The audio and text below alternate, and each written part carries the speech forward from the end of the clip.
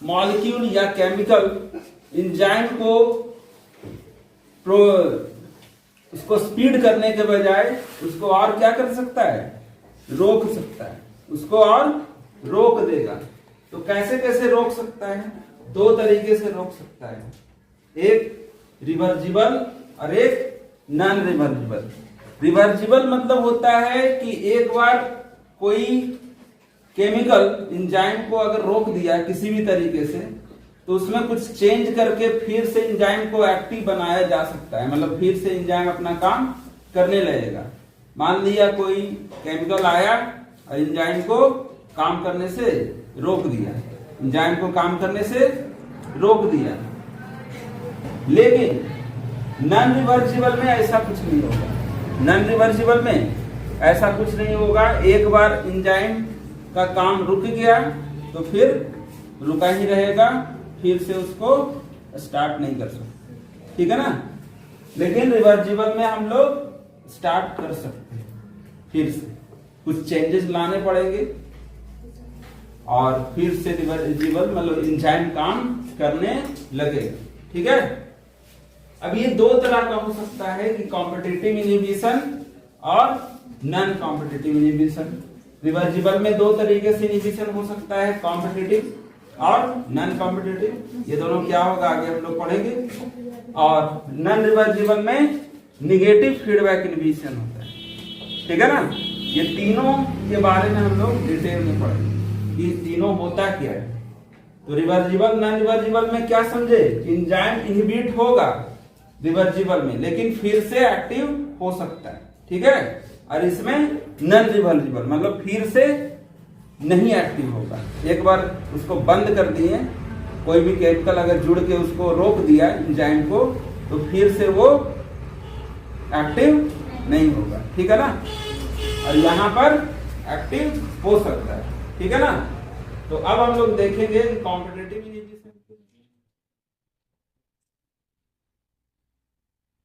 तो competitive inhibition ये reversible type का इनहिबिशन है। अब ये कॉम्पिटिटिव इनहिबिशन को समझने के लिए सबसे पहले हम लोग को समझना पड़ेगा इनहिबिटर क्या है। तो इनहिबिटर वो केमिकल है जो एंजाइम से जुड़ जाता है और एंजाइम की एक्टिविटी को रोक देता है या फिर कम कर देता है। तो इनहिबिटर वो सारे केमिकल्स होते हैं जो किसी एंजाइम से जुड़ेंगे और एंजाइम के एक्टिविटी को कम कर देंगे, तो एंजाइम अपना काम नहीं कर पाए, ठीक है ना। उसके बाद कॉम्पिटिटिव इनहिबिशन। तो कॉम्पिटिटिव इनहिबिशन को समझने के लिए हम लोग को यह समझना होगा कि कंपटीशन क्या होता है। तो कंपटीशन, हम लोग भी कंपटीशन का तैयारी कर रहे हैं। नीट भी क्या है, कंपटीशन एक तरह का है।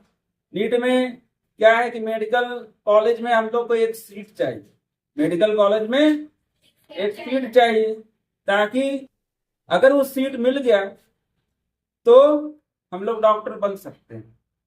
मेडिकल कॉलेज एक तरह से एंजाइम का काम कर रहा है, अगर वहां पर हम लोग चले गए तो डॉक्टर बन जाएंगे। उसी तरह से एंजाइम में क्या जुड़ना रहता है, सबस्ट्रेट। एंजाइम में सबस्ट्रेट जुड़ना रहता है, और सबस्ट्रेट अगर जुड़ेगा तो सबस्ट्रेट प्रोडक्ट में बदल जाएगा। हम लोग देखे थे कोई भी रिएक्शन होता है, रिएक्शन में सबस्ट्रेट होता है और सबस्ट्रेट को पकड़ के एंजाइम उसको प्रोडक्ट बना देता है, ठीक है ना। तो एंजाइम में जुड़ना चाहिए था सबस्ट्रेट, लेकिन उससे जुड़ जाता है क्या, इनहिबिटर। उससे क्या जुड़ जाता है, इनहिबिटर। ये इनहिबिटर क्या करेगा, एंजाइम एक्टिविटी को रोक देगा। तो जैसे मेडिकल में पहुंचने के लिए मेडिकल सीट का जरूरत है, वैसे ही और बहुत सारे स्टूडेंट, मेडिकल सीट कम है और स्टूडेंट बहुत सारे, और सबको एक ही जगह जाके जुड़ना है, ठीक है ना। क्योंकि अगर मेडिकल सीट नहीं मिलेगा तो डॉक्टर नहीं बन पाएगा, ठीक है। वैसे ही जैसे ही एंजाइम से अगर सबस्ट्रेट जुड़ेगा, एंजाइम से अगर सबस्ट्रेट जुड़ेगा तभी सबस्ट्रेट प्रोडक्ट में चेंज होगा। जैसे तुम लोग मेडिकल कॉलेज में एडमिशन लोगी तभी डॉक्टर बन सकती, लेकिन जुड़ने से पहले, मेडिकल कॉलेज में जाने से पहले क्या हो रहा है, तुम्हारे साथ कंपटीशन हो रहा है, क्योंकि वहां पर जाने वाले बहुत सारे। तो यहाँ पर कॉम्पिटिटिव इनहिबिशन में भी इसी तरह का होता है कि यहाँ पर सेम चीज को पाने के लिए बहुत सारे दौड़ लगा रहे हैं, सेम चीज को पाने के लिए बहुत सारे दौड़ लगा रहे हैं और सबको एक ही जैसा काम करना है, क्योंकि मेडिकल सीट उसी को मिलेगा जिसका एक स्पेसिफिक रेंज में नंबर आएगा। जिसको 600 से ऊपर आ गया उसको मेडिकल सीट मिल सकता है। ठीक है, वैसे ही एंजाइम में भी ऐसा ही कॉन्टैक्ट कॉम्पिटिटिव चलता है किसके किसके बीच, इनहिबिटर और सबस्ट्रेट के बीच। बहुत इनहिबिटर है, सबस्ट्रेट है, ये दोनों कंपटीशन कर रहा है कि हम जोड़ेंगे और दोनों का साइज एक ही जैसा, दोनों का साइज एक ही जैसा। इसीलिए जैसे कि देखो ये मान लो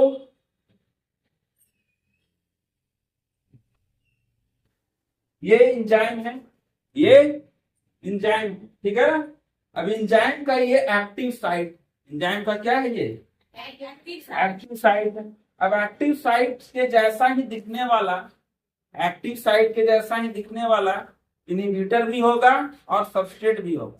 अगर सबस्ट्रेट की जगह इनहिबिटर जुड़ जाएगा तो ये एंजाइम काम करना बंद कर देता है, क्योंकि इनहिबिटर क्या कर देता है, एंजाइम के फंक्शन को रोक देता है, एंजाइम के फंक्शन को रोक देता है या कम कर देता है। ठीक है, तो एंजाइम में सबस्ट्रेट और इनहिबिटर का जुड़ने का कंपटीशन चलता है। कभी एंजाइम में अगर सबस्ट्रेट जुड़ गया तब तो ठीक है, नहीं जुड़ा तो फिर एंजाइम का एक्टिविटी रुक जाए। ठीक है ना, तो वही लिखे हैं कॉम्पिटिटिव इनहिबिशन में। इस प्रोसेस में क्या होता है, in this process chemical which analogous to substrate, एक केमिकल होता है, एक केमिकल होता है जो एनालॉगस होता है। एनालॉगस मतलब सिमिलर, एनालॉगस मतलब किसके जैसा, मतलब एक केमिकल होगा जो एनालॉगस होगा सबस्ट्रेट के जैसा, मतलब ये जो सबस्ट्रेट जुड़ने वाला था उसी के जैसा इनहिबिटर भी होगा, सबस्ट्रेट जो जुड़ने वाला था उसी के जैसा इनहिबिटर भी होगा। वो केमिकल भी सबस्ट्रेट के जैसा ही दिखने वाला होगा, तो वो क्या करेगा, बाइंड कर जाएगा एक्टिव साइट से, एंजाइम के एक्टिव साइट से। मतलब एंजाइम का एक्टिव साइट्स वो होता है, बताए थे कि जहां पर सबस्ट्रेट जुड़ता है, जहां पर सबस्ट्रेट जुड़कर प्रोडक्ट में जल्दी से चेंज हो जाएगा। अब उस जगह पे कौन जुड़ गया, इनहिबिटर। उस जगह पे कौन जुड़ गया, इनहिबिटर। तो इनहिबिटर अगर जुड़ गया तो अब वो एंजाइम काम ही नहीं करेगा, अब उसमें सबस्ट्रेट जुड़ेगा ही नहीं, तो सबस्ट्रेट जुड़ेगा नहीं तो प्रोडक्ट में चेंज होगा नहीं। तो वही लिखते हैं site of the enzyme before binding of the substrate, मतलब सबस्ट्रेट के जुड़ने से पहले कौन जुड़ जा रहा है, इनहिबिटर। सबस्ट्रेट से जुड़ने से पहले इनहिबिटर जुड़ जा रहा है, कहाँ जुड़ जा रहा है, एक्टिव साइट, जहां पर जुड़ना चाहिए था सबस्ट्रेट को, और जुड़ गया क्या, इनहिबिटर, तो इसका काम बंद हो गया। ठीक है ना, तो दोनों का कंपटीशन चलता है, सबस्ट्रेट और इनहिबिटर का, जो ज्यादा रहेगा वो जुड़ जाएगा। ठीक है ना, तो ये जो जुड़ने का प्रोसेस है वो किस किस बातों पे डिपेंड करता है, इसको अब हम लोग डिस्कस करेंगे कि क्यों इनहिबिटर ही जुड़ जाता है, क्यों सबस्ट्रेट नहीं जुड़ पाता है। ठीक है ना, ये सब क्यों का जवाब आगे देखते हैं। देखना शांति से देखो, ठीक है ना। तो देखो ये एक एंजाइम है, ये एक एंजाइम है। अब इस एंजाइम में जुड़ना चाहिए था, ये एंजाइम का एक्टिव साइट है, ये क्या है, एक्टिव साइट। ये एंजाइम का एक्टिव साइट है, यहां पर किसको जुड़ना चाहिए, सबस्ट्रेट को। यहां पर जुड़ना चाहिए था सबस्ट्रेट को,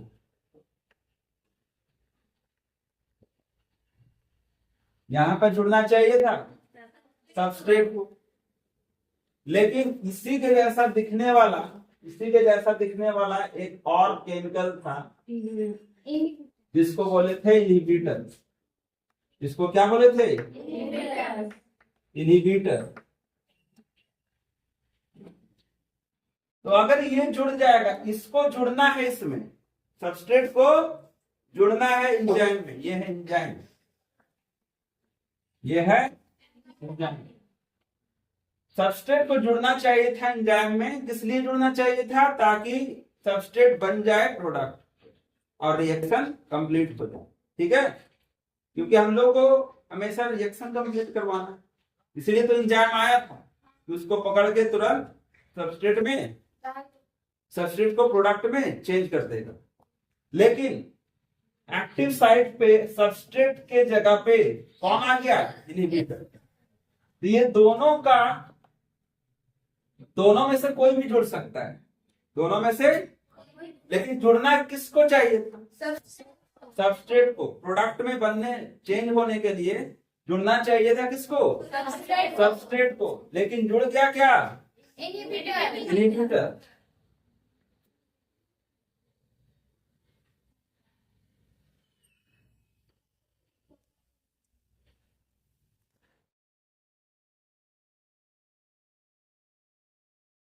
ये था कुछ टूट गया इनहिबिटर, ये इनहिबिटर जुड़ गया और बन गया क्या? Enzyme inhibitor. Enzyme inhibitor complex, enzyme में इनहिबिटर जुड़ गया। ठीक है ना?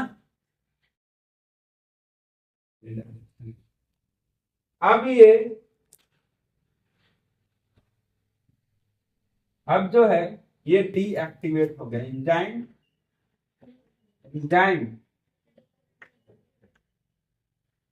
डीएक्टिवेट। ठीक है, एंजाइम में के एक्टिव साइट पे इनहिबिटर जुड़ गया,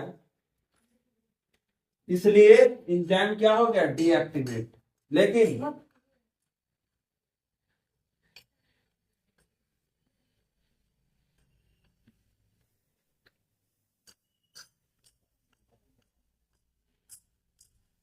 एंजाइम में जुड़ गया क्या? सबस्ट्रेट। एंजाइम में जुड़ गया सबस्ट्रेट, तो अब ये काम करेगा, अब ये काम करेगा।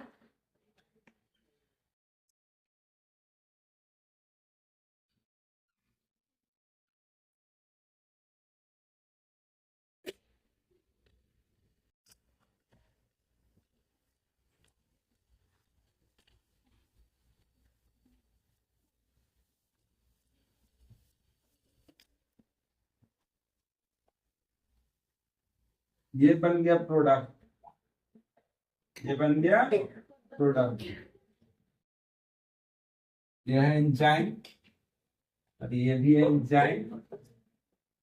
ये एंजाइम सबस्ट्रेट कॉम्प्लेक्स है, दोनों जुड़ने के बाद ये कॉम्प्लेक्स इसको बोलेंगे, और ये है एंजाइम प्रोडक्ट कॉम्प्लेक्स। तो अगर सबस्ट्रेट एंजाइम से जुड़ेगा तो प्रोडक्ट में चेंज हो जाएगा, प्रोडक्ट में चेंज हो जाएगा। लेकिन अगर इनहिबिटर जुड़ जाएगा तो एंजाइम क्या हो जाएगा? डीएक्टिवेटेड। और ये आगे चल के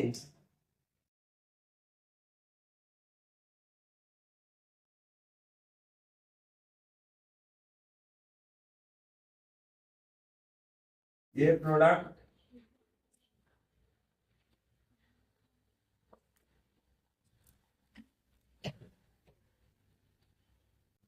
चेंज हो, ठीक है ना? एंजाइम सबस्ट्रेट कॉम्प्लेक्स बना है, सबस्ट्रेट जुड़ने से फिर एंजाइम सबस्ट्रेट को किसमें चेंज कर दिया? प्रोडक्ट में। और फिर एंजाइम प्रोडक्ट अलग हो गया, फिर से एंजाइम दूसरा सबस्ट्रेट को पकड़ेगा। लेकिन अगर फिर से सबस्ट्रेट की जगह इनहिबिटर को पकड़ दिया, इनहिबिटर आ गया, तो फिर से डीएक्टिवेटेड हो जाएगा। ठीक है ना? अब हम लोग देखते हैं कि किस कंडीशन में इनहिबिटर ज्वाइन कर जाएगा, बाइंड कर जाएगा, और किस कंडीशन में प्रोडक्ट बाइंड कर जाएगा। ठीक है ना?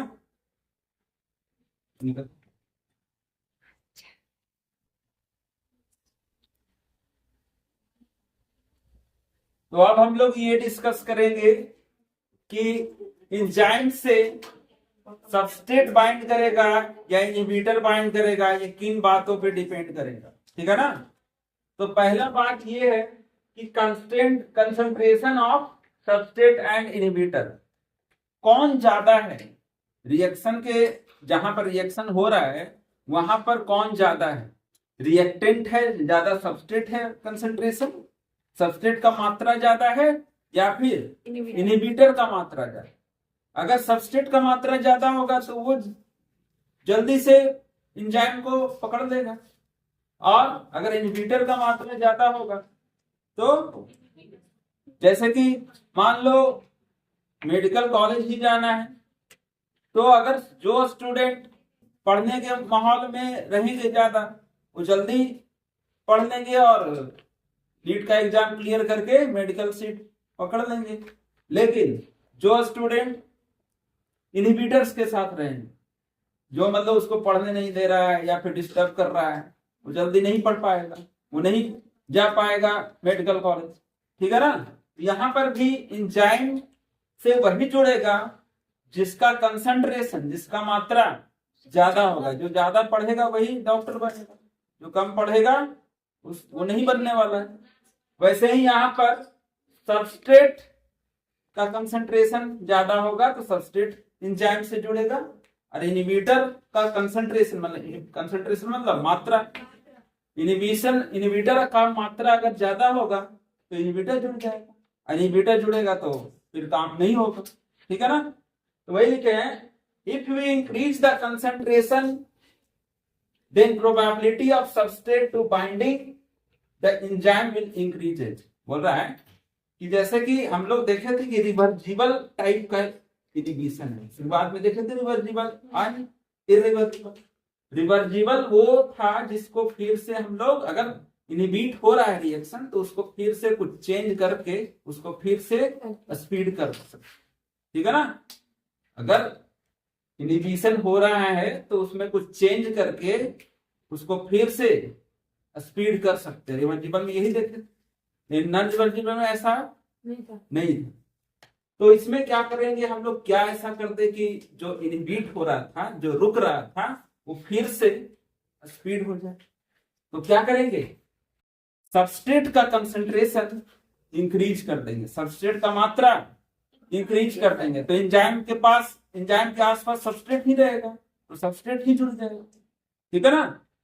तो वही लिखे हैं, इंक्रीज द कंसंट्रेशन, मतलब कंसंट्रेशन किसका, सबस्ट्रेट का इंक्रीज कर देंगे तो प्रोबेबिलिटी ऑफ सबस्ट्रेट, प्रोबेबिलिटी मतलब चांसेस मतलब एंजाइम से सबस्ट्रेट के जुड़ने का चांस बढ़ जाएगा। क्यों बढ़ जाएगा, क्योंकि सबस्ट्रेट ही ज्यादा है, उसका कंसंट्रेशन हम लोग बढ़ा दी, तो फिर सबस्ट्रेट अगर जुड़ जाएगा तो फिर से एंजाइम अपना काम करने लगेगा। वही लिखा है, probability of substrate to binding with the enzyme will increase in competition, मतलब एंजाइम और सबस्ट्रेट और इनहिबिटर का जो कंपटीशन था उसमें सबस्ट्रेट का मात्रा इंक्रीज करने से सबस्ट्रेट जीत गया। जैसे कि सबके बीच कंपटीशन है, सारे स्टूडेंट के बीच कंपटीशन, लेकिन जीतेगा कौन, जो ज्यादा पढ़ेगा, जो अच्छे से पढ़ेगा, जो ज्यादा नंबर लाएगा। इस कंपटीशन में वही नहीं जीतेगा जिसका नंबर ज्यादा है। वैसे ही इस कंपटीशन में कौन जीतेगा, जिसका मात्रा ज्यादा, जिसका कंसंट्रेशन ज्यादा है, ठीक है ना। और दूसरा बात ये इस बात पे डिपेंड करता है कि एंजाइम का एफिनिटी किसके साथ, एंजाइम से कौन जुड़ना चाहता है, कौन आसानी से जुड़ना चाहता है। जैसे कि एक स्टूडेंट जो है वो इंजीनियरिंग पढ़ना चाहता था, लेकिन उसको जबरदस्ती मेडिकल में घुसा दिया, ठीक है। और कोई है कि मेडिकल पढ़ना चाहता था और इंजीनियरिंग में घुसा दिया। तो जो इंजीनियरिंग पढ़ना चाहता था वो मेडिकल जाना चाहेगा, वो बढ़ने से पढ़ेगा नहीं, और नहीं पढ़ेगा तो फिर क्या होगा, वो पीछे रह जाएगा, नहीं क्लियर कर पाएगा नहीं, ठीक है। उसको बायोलॉजी समझ में नहीं आएगा, पढ़ने में इंटरेस्ट ही नहीं लाएगा। तो अगर एफिनिटी ज्यादा है सबस्ट्रेट से या फिर इनहिबिटर से। अगर सबस्ट्रेट से एफिनिटी ज्यादा है, मतलब सबस्ट्रेट जल्दी से बाइंड करना चाहता है, किसके साथ? एंजाइम के साथ। अगर सबस्ट्रेट बाइंड आसानी से कर रहा है तो फिर सबस्ट्रेट थोड़ा कम भी होगा तो एंजाइम किसको पकड़ेगा? सबस्ट्रेट को, ठीक है ना। और अगर इनहिबिटर ज्यादा होगा, इनहिबिटर आसानी से बाइंड करना चाहेगा एंजाइम से, तो एंजाइम कम ही भी होगा तो सबस्ट्रेट को छोड़कर वो एंजाइम से बाइंड कर जाएगा और अपने आप को रोक, ठीक है ना। तो ये भी देखा जाता है कि मात्रा किसका ज्यादा है और किससे ज्यादा अट्रैक्शन है। जिससे ज्यादा अट्रैक्शन होगा वो कम भी होगा तो उसको पकड़ लेगा, ठीक है ना। और जिसका मात्रा, और फिर मात्रा अगर ज्यादा है तो एफिनिटी उतना काम नहीं करेगा। बहुत ज्यादा मात्रा, मान लो 100 सबस्ट्रेट है और 2-3 इनहिबिटर, तो सबस्ट्रेट ही वहां पे जुड़ेगा, ठीक है ना, क्योंकि ज्यादा चांसेस उसी का है। लेकिन मान लो कंपटीशन ज्यादा का नहीं है, मान लो 50-60 का है, मान लो 60 इनहिबिटर है और 50 सबस्ट्रेट है, तो 60 इनहिबिटर है, 40 जो है इनहिबिटर है, और मतलब ऐसे बोल सकते कि 60 क्या है सबस्ट्रेट और 40 इनहिबिटर है। और इनहिबिटर का जुड़ने का चांस ज्यादा है। इनहिबिटर अगर एफिनिटी ज्यादा दिखा रहा है एंजाइम के साथ, एफिनिटी अगर ज्यादा एंजाइम का, तो ये इसी से जुड़ेगा, इससे नहीं जुड़ेगा, ठीक है ना। इसी से जुड़ जाएगा क्योंकि इससे आसानी से जुड़ सकता है, इससे आसानी से जुड़ सकता है। जैसे कि हम लोग के ब्लड में क्या है कि अगर CO2 ऑक्सीजन है और CO है, तो ब्लड में जुड़ने का क्षमता ऑक्सीजन का कम होता है थोड़ा, और कार्बन मोनोऑक्साइड का ज्यादा होता है, ठीक है ना। जबकि कार्बन मोनोऑक्साइड हमारे लिए खतरनाक, ठीक है ना। तो भले ही वो सब नहीं देखता है केमिकल, वो बस देखता है कि आसानी से कौन जुड़ जा रहा है। जो आसानी से जुड़ जाएगा वो कम भी होगा तो वो जुड़ जाएगा किससे? एंजाइम से, ठीक है ना। और कंसेंट्रेट मतलब दोनों अफेक्ट करता है इनहिबिशन को दोनों अफेक्ट करता है। अगर हम लोग सबस्ट्रेट का कंसेंट्रेशन बढ़ा देते हैं तो सबस्ट्रेट जुड़ेगा, इनहिबिटर का कंसेंट्रेशन ज्यादा होगा तो इनहिबिटर जुड़ेगा। और फिर ये भी देखते हैं कि कौन आसानी से जुड़ सकता है। जो आसानी से जुड़ सकता है वो कम भी होगा तो वही जुड़ेगा, ठीक है ना। तो यही अफेक्ट करता है इनहिबिशन, ठीक है ना। ठीक है,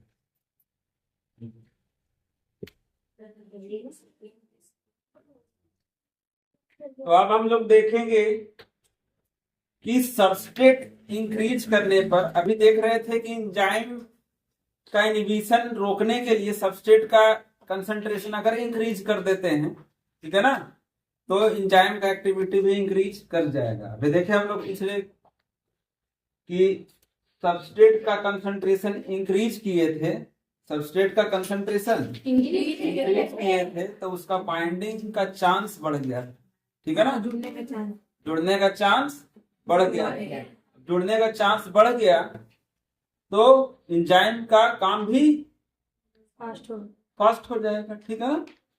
तो इस ग्राफ के माध्यम से हम लोग पिछले क्लास में केम को समझे थे। केम क्या था कि किस सबस्ट्रेट के कंसंट्रेशन पे, किस कंसंट्रेशन पे रिएक्शन का वेलोसिटी मैक्सिमम का हाफ हो जाता है। रिएक्शन का वेलोसिटी मैक्सिमम का हाफ हो जाता है। तो रिएक्शन का वेलोसिटी मैक्सिमम का हाफ कब होता है? जब सबस्ट्रेट कितना हो जाता है? Km के बराबर, ठीक है ना, Km के बराबर। लेकिन अभी हम लोग इनहिबिशन को रोकने के लिए सबस्ट्रेट का कंसंट्रेशन बढ़ा देंगे तो उसमें Km पर क्या प्रभाव पड़ेगा? Km और आगे चला जाए क्योंकि अब वो मैक्सिमम वेलोसिटी का हाफ इस Km पे नहीं आएगा। अब सबस्ट्रेट और बढ़ाना पड़ेगा तब एंजाइम उसी स्पीड से काम करेगा। जैसे कि क्या था कि नॉर्मली इनहिबिटर नहीं था, ठीक है ना, इनहिबिटर नहीं था तो इनहिबिटर अपने मैक्सिमम स्पीड से काम कर रहा है, ठीक है ना, मैक्सिमम स्पीड से काम कर रहा था, लेकिन इनहिबिटर आ गया तो अब उसका कंपटीशन चलने लगा किससे, सबस्ट्रेट के साथ।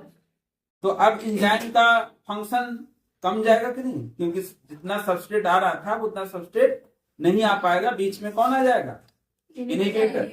तो एंजाइम का फंक्शन इनहिबिट हो जाएगा। तो अब उसी स्पीड में लाने के लिए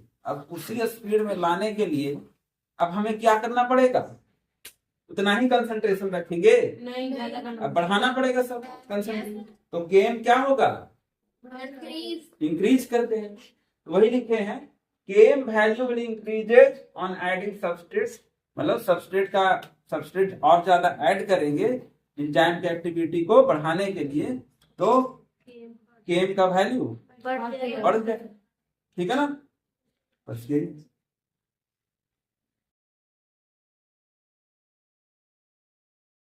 तो देखो, अब हम लोग देखें कि Vmax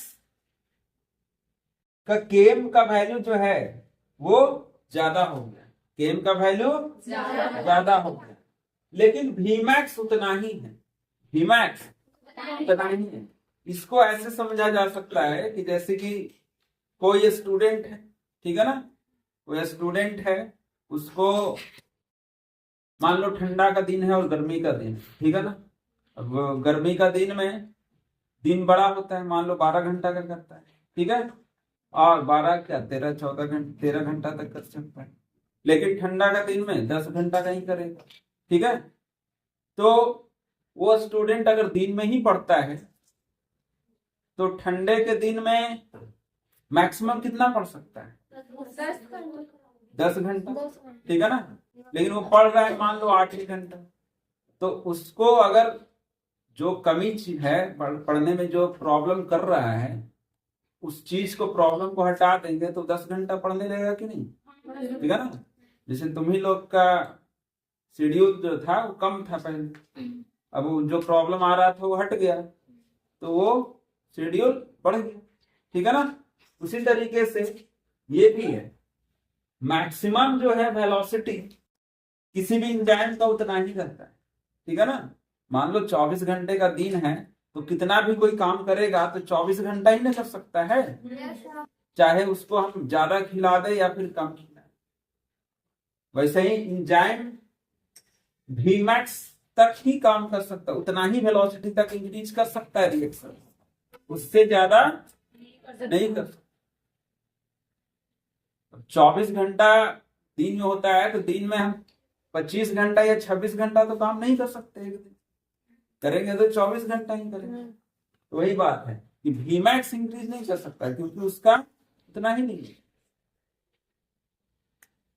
लेकिन ये इंक्रीज कर सकता है केम, क्योंकि सबस्ट्रेट का इंक्रीज कर सकते हैं। जैसे कि कोई मान लो 24 घंटा में 10 ही घंटा पढ़ रहा है, ठीक है ना, तो उसको और ज्यादा मतलब मोटिवेट करेंगे या फिर उसको और ज्यादा सिखाएंगे तो हो सकता है कि वो 12 घंटा 13 घंटा 14 घंटा भी पढ़े, ठीक है ना। तो वही बोल रहे हैं कि सबस्ट्रेट का अगर इंक्रीज करेंगे तो ये केम वैल्यू इंक्रीज करता है, जो मैक्सिमम वेलोसिटी का हाफ पहले आ जा रहा था वो अब थोड़ा देर तक, ठीक है।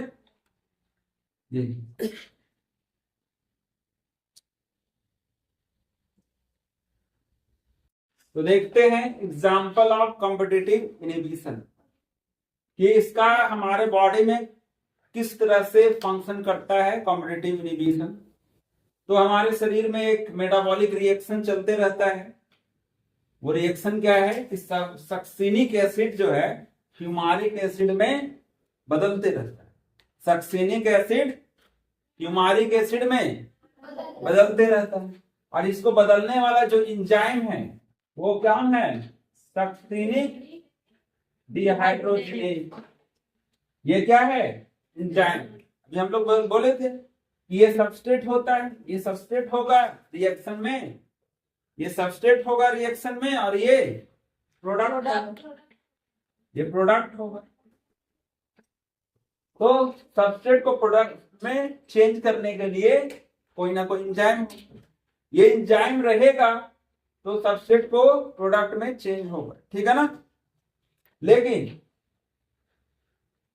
जब तक सबस्ट्रेट है तो सबस्ट्रेट बाइंड करेगा, जब तक सबस्ट्रेट है तो सबस्ट्रेट बाइंड कर रहा है सक्सिनिक डिहाइड्रोजिनेज से और फ्यूमारिक एसिड बन रहा है। लेकिन अब आ गया इनहिबिटर, अब आ गया इनहिबिटर। इनहिबिटर कौन है? मिलोनिक एसिड। इनहिबिटर कौन है? मिलोनिक एसिड। ये मिलोनिक एसिड जो है दिखने में इसी के जैसा लगता है, इसका भी शेप कैसा है? सक्सिनिक एसिड के जैसा। मिलोनिक एसिड का भी शेप कैसा है? सक्सिनिक एसिड के जैसा ही, इसी के जैसा। मान लो ये भी इस तरह का है और ये भी इस तरह का, ठीक है ना। तो जहां पर ये जुड़ना था वहां पर ये भी जुड़ सकता है, ठीक है ना। तो एंजाइम में ये तो पहले जुड़ ही रहा था, अब बीच बीच में कौन जुड़ रहा है? ये मिलोनिक एसिड। तो मिलोनिक एसिड अगर जुड़ जाएगा सक्सिनिक डिहाइड्रोजिनेज से तो फिर फ्यूमारिक एसिड बनेगा? नहीं बनेगा, क्योंकि ये मिलोनिक एसिड इनहिबिट कर देगा इस एंजाइम को। ये क्या है? इनहिबिटर। ये क्या है? इनहिबिटर। ये इनहिबिटर मिलोनिक एसिड सक्सिनिक डिहाइड्रोजिनेज को इनहिबिट कर देगा, रोक देगा, क्योंकि उससे मान लो इसका इस तरह से है तो यहाँ पर कौन जुड़ जाएगा? एक्टिव साइट पे यहाँ पर जुड़ जाएगा मिलोनिक एसिड, ठीक है ना। तो भाई लिखना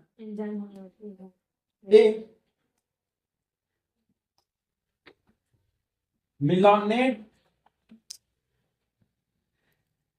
bind with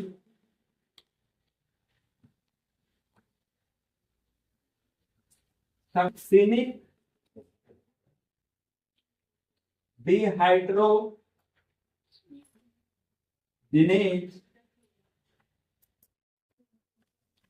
enzyme, then activity of enzyme of this enzyme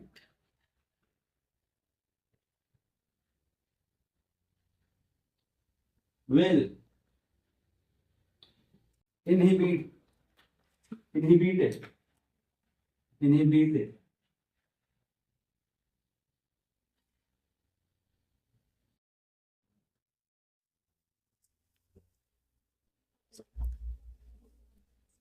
तो अभी हम लोग पढ़े थे कॉम्पिटिटिव इनहिबिशन और अब देख रहे हैं नॉन कॉम्पिटिटिव इनहिबिशन।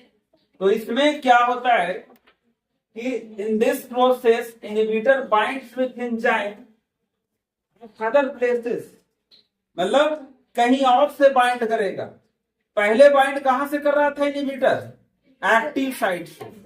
पहले बाइंड कर रहा था इनहिबिटर एक्टिव साइट से और सबस्ट्रेट के साथ कंपटीशन कर रहा था, क्योंकि सबस्ट्रेट को भी बाइंड वहीं से करना था और इनहिबिटर को भी बाइंड वहीं से करना था, तो दोनों में कंपटीशन हो जा रहा था।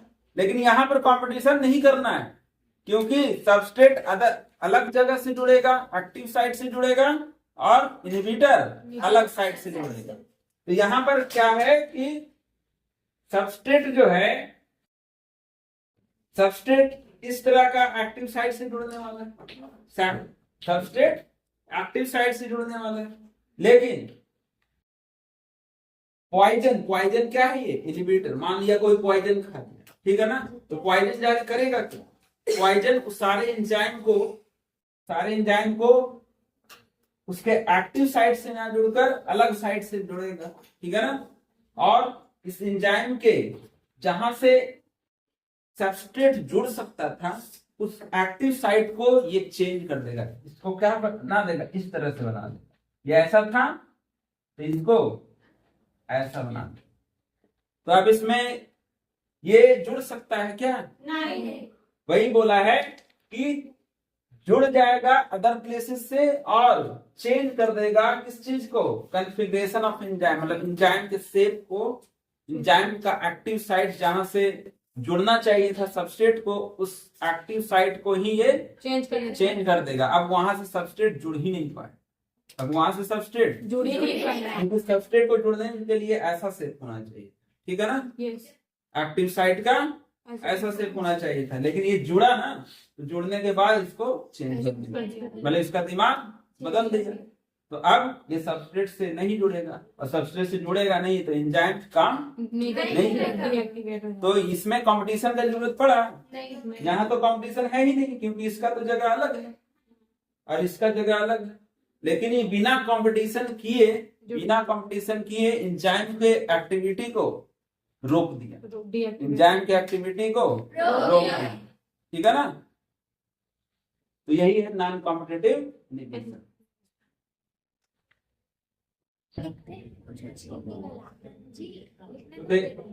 तो ये है example of non competitive inhibition. इसमें क्या होता है कि साइनाइड एक नॉन कॉम्पिटिटिव इनहिबिटर है। किसका इनहिबिटर है, कौन से एंजाइम का, एंजाइम है वो साइटोक्रोम ऑक्सीडेज, साइटोक्रोम ऑक्सीडेज। तो मान लो ये एंजाइम साइटोक्रोम ऑक्सीडेज है, साइटोक्रोम ऑक्सीडेज, ठीक है ना।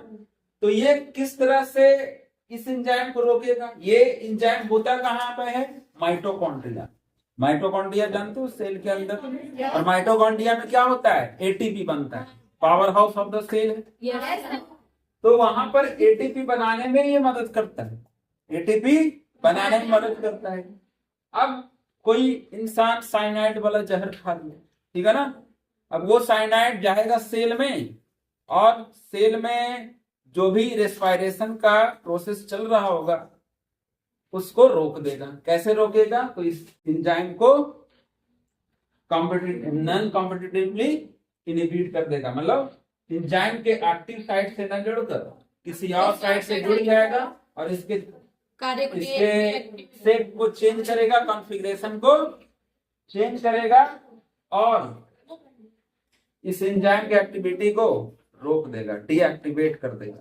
तो यहाँ पर साइनाइड क्या किया, नॉन कॉम्पिटिटिव इनहिबिटर का काम किया, और रोका किसको, साइटोक्रोम ऑक्सीडेज को, जो कि रेस्पिरेशन में मदद करता है। रेस्पिरेशन से क्या फायदा, एटीपी।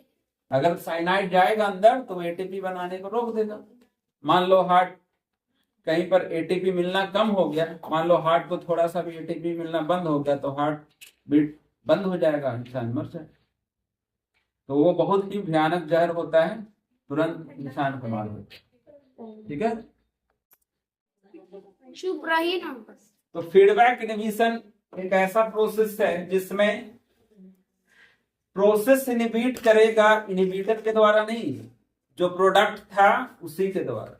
अभी तक हम लोग देख रहे थे कि इनहिबिटर प्रोसेस को रोक दे रहा है, एंजाइम को रोक दे रहा है, प्रोसेस रुक जा रहा है, ठीक है ना। लेकिन यहाँ पर क्या है, प्रोडक्ट रोक देगा। जैसे कि कोई प्रोसेस हो रहा है कि एक रिएक्शन में ए से बी बन रहा है, बी से सी बन रहा है, सी से डी बन रहा है फाइनली, ठीक है ना। तो नॉर्मली ये रिएक्शन होते जा रहा है। मान लो एक बार रिएक्शन हुआ, एक डी बना, दूसरा बार रिएक्शन हुआ, 2 डी बना, तीसरा बार रिएक्शन बना, 3 डी बना, ठीक है ना। ऐसे ऐसे प्रोडक्ट का कंसंट्रेशन बढ़ते जाए, ये प्रोडक्ट का कंसंट्रेशन बढ़ते जाएगा। तो शरीर में मान लो जैसे कि कोई हार्मोन्स बन रहा है, कोई हार्मोन्स बन रहा है, कोई हार्मोन्स बन रहा है, तो हार्मोन्स का कंसंट्रेशन बढ़ते जाएगा शरीर में, ठीक है ना। जैसे कि जो मेल हार्मोन होता है, फीमेल हार्मोन होता है, दोनों बनता है, लड़का लड़की दोनों। लेकिन मेल में मेल हार्मोन ज्यादा बनेगा, फीमेल में फीमेल हार्मोन ज्यादा बनेगा। लेकिन मेल में अगर फीमेल वाला हार्मोन ज्यादा बनने लगे तो फिर प्रॉब्लम है। तो क्या होगा कि जैसे ही कंसंट्रेशन बढ़ेगा फीमेल वाला हार्मोन, वैसे ही ये जाकर इसको रोक देगा, इस रिएक्शन को। शुरुआत में ही प्रोडक्ट जैसे ही यहाँ पर बढ़ेगा, ये प्रोडक्ट ही जाकर रोक देगा इस प्रोसेस को, तो आगे बढ़ ही नहीं पाएगा, फिर प्रोडक्ट भी नहीं बनेगा। तो यहाँ पर रुका कैसे process? Due to increasing the concentration of product. Product का कंसंट्रेशन बढ़ गया, मतलब जितना चाहिए था उतना बन गया, तो अब प्रोडक्ट क्या कर रहा है, उस मतलब जहां बन रहा था वहां जाके बोल दिया कि अब बनाना बंद कर दो, अब जितना काम था उतना बन गया। तो इस तरह का इनहिबिशन को बोलेंगे फीडबैक इनहिबिशन। ये निगेटिव फीडबैक दे रहा है, निगेटिव फीडबैक दे रहा है, और जैसे ही प्रोडक्ट कम जाएगा फिर से पॉजिटिव फीडबैक आएगा कि प्रोडक्ट कम गया है, अब फिर से प्रोसेस स्टार्ट कर। तो यहाँ पर डिपेंड कर रहा है प्रोसेस होगा या नहीं होगा, कौन सा बात पे डिपेंड कर रहा है कि प्रोडक्ट का कंसंट्रेशन, प्रोडक्ट का क्वांटिटी ज्यादा है या कम है।